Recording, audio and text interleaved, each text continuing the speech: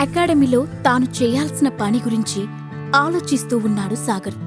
ఇంతలో అతన్ని ఎవరో పేరు పెట్టి పిలిచినట్లు వినిపించడంతో ఆ గొంతు విని షాక్ అవుతూ వెనక్కి తిరిగాడు. అప్పటికే అది తన అఖిల గొంతు అని అతను గుర్తుపట్టాడు. అతను ఊహించినట్లే అక్కడ నుంచొని ఉంది అఖిల. దాంతో అతను షాక్ అవుతున్నట్లుగా చూసి ఆ తర్వాత వెంటనే తేరుకొని ముఖాన్ని కోపంగా మారుస్తూ అటూ ఇటూ చూసి ఆమె దగ్గరికి వెళ్ళి, "నువ్విక్కడికెందుకొచ్చావ్?" అని చిన్నగా అడిగాడు. "నా మీద నీకు ఇంకా కోపం పోలేదా?" అని అడిగింది అఖిల. "నువ్వు ముందు నేనడిగిన దానికి సమాధానం చెప్పు" అన్నాడు సాగర్. "నువ్వు నాతో ఇలా ఎప్పుడూ బిహేవ్ చేయలేదు.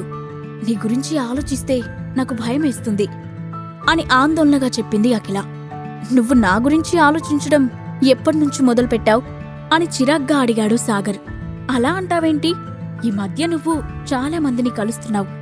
ఎవరినో కొట్టి జైలుకు కూడా వెళ్ళావు. నీలో మార్పులు నేను గమనిస్తూనే ఉన్నాను" అని చెప్పింది అఖిల. క్రింద ఇచ్చిన లింక్ ని క్లిక్ చేసి పాకెట్ ఎఫ్ఎం యాప్ ని ఇన్స్టాల్ చేసుకోండి. Stay tuned to Pocket FM.